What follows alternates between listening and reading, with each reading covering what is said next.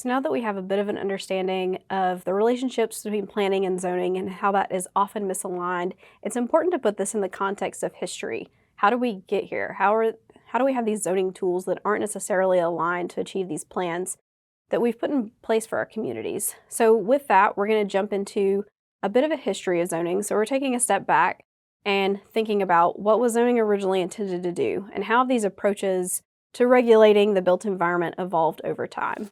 So starting with some of the early foundations of zoning, the first zoning code can actually be found in Los Angeles, California back in 1908.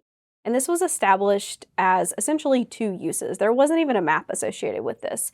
It was zoning code that essentially said you can have residential uses here, but you can't have residential next to industrial. You can't put industrial uses in this residential district, which seems to make sense, right? We don't want factories next to our houses. There's a lot of pollution, environmental issues involved with that. Unfortunately, what we also know is that there was some discrimination behind this. So the Chinese laundries that were in place in California, those were being regulated as an industrial use. And so it was a way to not only segregate uses, but also segregate people. And it's important to note that that is a part of our zoning history, right? So that we can be mindful of that moving forward as we try to get to these more inclusive communities. So as that evolved, in 1916, sort of the most famous early zoning code, right, is the New York Zoning Resolution in New York City.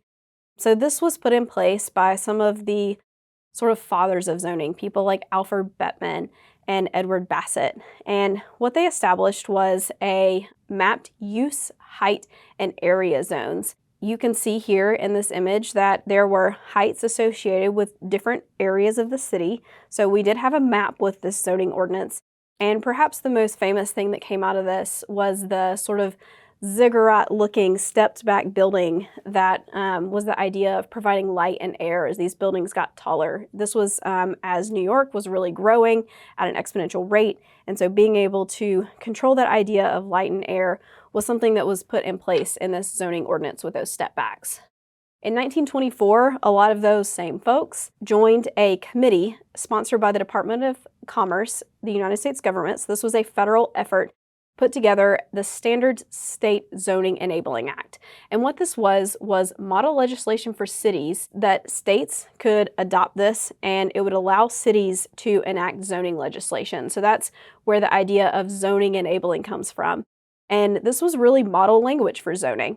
And a lot of the zoning actions that existed in this document can still be found in a lot of our zoning code today. So this idea of health, safety, welfare.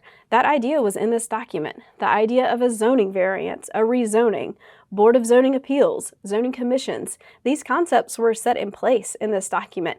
And so it's always really interesting if you're ever really want to do a deep dive in zoning history, take a look at the State Zoning Enabling Act and the language within it, and you can find very similar languages in the intent of the zoning ordinances that we have today, almost 100 years later. And of course, the most famous Supreme Court case about zoning. This happened in 1926, and this was Euclid versus Ambler, the namesake of Euclidean zoning, right? So this happened in the municipality of Euclid in Ohio in 1926. And it was a Supreme Court case that was about the ability of zoning as an extension of police power. And so what it did was it said that zoning is a legal and constitutional way to control the development of land. And what's interesting about this case, and really thinking about the intent and the purpose of zoning, it was really about this idea, or it was stated to be a case about separating those noxious uses from one another. So we want our industrial over here, and we want our residential over here, and that's for the health, safety, and welfare of the residents, right? But what's interesting is if you actually read into this case, it mentions things like not wanting apartments to encroach in single-family or residential districts. This case wasn't really about that. It was about the separation of industrial and residential. But you can start to see some of those exclusionary policies really weaving into ideas of zoning, sort of under the proxy of we want to separate these noxious uses from each other, which makes sense, right? But really being mindful of the fact that even early on, there was this discriminatory perception that we also wanted to be able to separate things like multifamily and single family. And so really starting to heal a lot of that was put in place from the beginning is going to be important as we think about zoning moving forward. So let's get into the different ways that zoning has evolved. These are sort of the main ideas or concepts in the way that zoning has been approached. The first one that we're going to talk about is Euclidean zoning. Again, it is the namesake from Euclid, Ohio, from Euclid versus Ambler. And this was the original conception of zoning. So it separates land into districts based on compatible and incompatible uses. Makes sense. This is Atlanta's zoning map. It's been recreated. It was the 1929 map. What's interesting is that there are 4 districts, pretty simple. So we have dwelling houses, and that allows 3 families or less. And that's everything shown in the sort of orangey yellow. And then there are apartment houses, which of course is separate. And those do tend to be adjacent to the more business or commercial districts. We have a big chunk of industrial. Atlanta's a railroad town, so a lot of the downtown was associated with industrial land. And then of course the green is business. So those are the more trolley car lines. So as the trolley cars went from the industrial center of the city out to the corridors that had some of the more commercial businesses, those are those areas highlighted in green. And so let's talk about the positives and negatives of that, right? So this idea of Euclidean zoning, we see elements of it in our zoning and how we approach it today, and it's not all bad, right? So we need to understand what's good about it and what's negative about it. So the good thing is that it does separate incompatible uses. We don't necessarily want to live next to things that are polluting. And we'll talk about that sort of idea of industrial has changed over time, but it is important that the compatibility of uses and the externalities that may happen because of that, we do want to make sure that that is separated. And it does have this idea embedded in it, even from the Supreme Court case, of providing stability for property values. And whether or not that's a positive or negative is certainly up for debate, but it was the goal of this zoning, and it's something that it does. It provides some predictability of what is going to be used in this property, what it can be used for, which means that there's going to be some stability of property values involved. So what are the negatives of this type of zoning? We have found out over time that there are quite a few negatives. One of them is that it reduces walkability. So we know that anytime that we have this discrete separation of all of our uses, your commercial is here, your residential is here, your industrial is here, that means that these uses tend to be spread out, and it really is incongruent with this idea of a walkable neighborhood that has this sort of fine-grained mix of uses. Whenever you're drawing districts to this scale, that dispersion happens and it makes walkability and even providing transit or bikeability much more difficult. It becomes much more auto-oriented. It also limits housing choice. Over time, this idea of dwelling houses and apartments has become even more separated into sort of a single unit only zones and then all of your multifamily apartment zones. And so that has really created that vacuum in the middle of being able to provide anything like a duplex, a triplex, some of these neighborhood scale housing choices that were historically found in cities. And because of that, it tends to contribute to income inequality and reduces housing affordability. Because you have different development patterns that are quite discrete, then you have a lot of certain incomes living in certain areas because that's the area that you can afford. So it tends to separate a lot of neighborhoods economically, which is, of course, a negative of this type of zoning. The next generation of zoning is this idea of performance zoning. So this is a map from Atlanta, again, from the mid-1950s. And of course, the districts are still there. We still have this idea of Euclidean zoning. We're breaking the city into districts. But as a part of that, it's not just saying, okay, here's your apartments, here's your houses, but there's these performance metrics that are starting to get mixed in. And this really happened in the era of modernization where cities were thought of as this idea of a machine.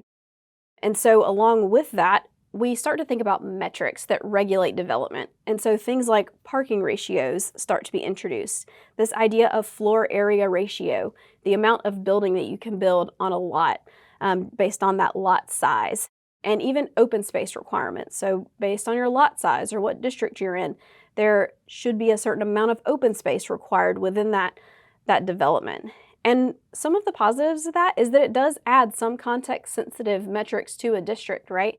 So you may have a certain district and it's found in a more urban context, and so you would have lower parking ratios. You would have a higher FAR, floor area ratio. And so it does get at some of that context-sensitive approach. It's not just commercial, but it's commercial with these other metrics layered on to add some context-sensitive aspect to it.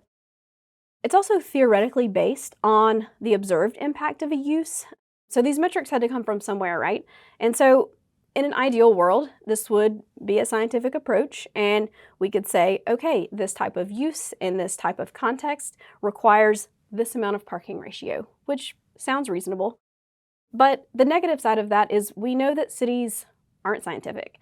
We know that they're messy, and even with all the computational abilities that we have today, we have a really hard time honing in on what these metrics are. And so really they are just derived from a point in time. And so there was this perception that things like parking ratios were scientific when really they weren't. They were just an observation over time. And so there's an over-reliance on these metrics and thinking that planning is scientific and that because this is the context, this must be the way that we have to regulate things like parking, things like open space and floor area ratio. And the reality of it is that maybe we can control and understand these metrics in discrete individual ways, but when they come together, they tend to create unpredictable outcomes in ways that tend to make development less flexible and less responsive to its context whenever you bring all these different metrics together. And finally, form-based zoning. So this is a newer conception of zoning that has really come into its own in the last 10 to 15 years. And it's the idea that we're actually revisiting an older way that cities were built. It focuses more on the form of a building rather than the use that's happening. It's not to say that use isn't controlled or that things like parking standards, which are part of performance zoning, those things are also incorporated in form-based zoning, but the form is really the driving factor here. And the idea is that the benefit is that we can allow for more flexibility of use. So we can prioritize that the form, the character of that building as we walk by, that development pattern, and the uses are controlled, but to a much lesser extent. It's also much more likely to respond to existing development patterns. So generally a piece of form-based zoning is considering what the existing pattern is, or perhaps even what a plan or a neighborhood vision wants to be. And so it sets that in place first and allows that new development pattern to respond to that existing context. Some of the negatives is that this type of zoning can still create barriers to small-scale or infill development if the metrics aren't right-sized. So really what form-based zoning does is it sort of repackages some of the ideas of Euclidean zoning. It repackages some of the ideas of performance zoning, but we still need to make sure that those metrics are right-sized and that that extra flexibility is added in so that it gets to this idea of controlling for form instead of an over-reliance on controlling for use or controlling for some of the other standards like parking or floor area ratio. So we need to understand what that balance is. To give a little bit of an illustration of what that means, and of course we'll dive deeper into this in some of the later chapters, but let's just think about some of the different elements of a built environment and how a form-based zoning may address some of these elements as compared to something like a Euclidean or performance zoning would. So the first one is building placement. So if you look at the first two images, the one on the right and the one on the left, something that's a performance-based zoning or a Euclidean zoning may just say that this is a commercial district. And that's your use, and there are certain parking requirements associated with that, but it doesn't really say anything about where your building needs to be placed. The only indication of that could be something like a building setback. So you must be 5 feet from the property line. But what a form-based zone would do is it would say that your building needs to be located in this area of the site. So you'll notice that this illustrates a building that is up against the sidewalk. So in a form-based code, there would be a concept that we'll dive into a little bit deeper that would actually require the building to be pulled up to the street to start to create that urban form that we want to see. The next idea that helps illustrate this point is parking location. So in a Euclidean or performance-based zoning, it would just say something like, you need 2 parking spaces per dwelling unit. How that happens, where it exists on site, it's kind of up to the developer. It can look often a lot like what we see in most of our suburban development patterns, sort of garages facing the street. There's little regard for how that relationship exists within the pedestrian or built environment. Versus the development pattern that's shown on the image on the left, we can see that the parking is located on the street. There's a little bit of front door parking, but that's in the public realm. But this building's parking is actually in the rear. And so requiring that parking to be located in a way that is more sensitive to the pedestrian realm is something that form-based zoning often addresses. Another piece of that is building height, and this really gets to a lot of that context sensitivity. So if you look at the two images, and you can start to see how the transitions of height either respond or don't respond to one another. So if you look at the image on the right, you can see that there's a pretty drastic change from that house form building to the taller building, and there's no relationship between the two. And the variety is good, right? So the image on the left shows that there is a variety of height. You have some 2.5, 3-story buildings next to a 4-story building, next to a 3-story building, but there's some regulation of how those forms start to relate to one another that gives it a lot more pleasing relationship between one another. And so it's being more sensitive to the neighbor than the image on the right is. Another piece of this is windows and doors. Having some requirement for this idea of pedestrian interest as you're walking down the street. It's one of the elements that help provide this incentive for walkability. It's a lot more interesting to walk next to a building that has some activity, even if it's just an office space or a retail shop that you may or may not want to go into. It's still more interesting to walk past a facade of a building that has some rhythm, some human activity inside than it is something like a blank wall. So performance Euclidean zoning wouldn't necessarily address things like blank walls where a form-based code would. Form-based codes also get into public space, so this idea of incentivizing that and prioritizing that. In a Euclidean zoning or performance zoning, you just have a requirement for open space. It says that you have to have some amount of open space on your property, and that could be everything from a drainage ditch that could get overgrown and be quite unusable, to just some planters that have no real purpose or meaning. But in a form-based code, many times there is a prioritization and an emphasis on making sure that those public spaces, even if it is stormwater infrastructure, that it contributes to that public realm, that it is a place that's publicly accessible, that builds that pedestrian environment in a way that is inviting and contributes to that character of place.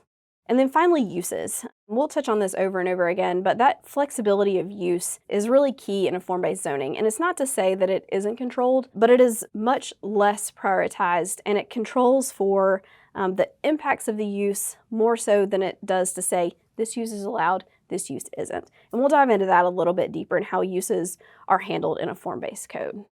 And generally what we have today, this image I think really illustrates, is the City of Atlanta's zoning code, the original one from the 1920s. That first map that we looked at is the small pamphlet here on the right. So we can see that this Euclidean zoning was quite small, it was pretty straightforward, and then over time, the zoning code that we have today is this huge binder. And it really takes elements of all of these types of zoning. And this is very typical for cities across the US, so that they have pieces of Euclidean zoning. There are pieces of performance zoning, and there are even pieces of form-based zoning that have been built into some of the newer districts over time. And so when you look at a zoning code today, it's interesting to try to find these different elements of the history of how zoning has evolved, and you can read it right in your zoning ordinance in your city, and I encourage you to do so to try to understand how all these pieces can work together and inform one another as we reimagine how zoning can come together to create these better outcomes. So what are some of the key takeaways that we need to remember from this chapter? The first is that zoning has evolved over time. We know that from the origins of zoning, frankly, zoning in the American context isn't that old. It's been around for about a century and a half, but it has evolved to become a blend of all these approaches. And while they've evolved, this idea of protecting health, safety, and welfare has really been the underlying goal.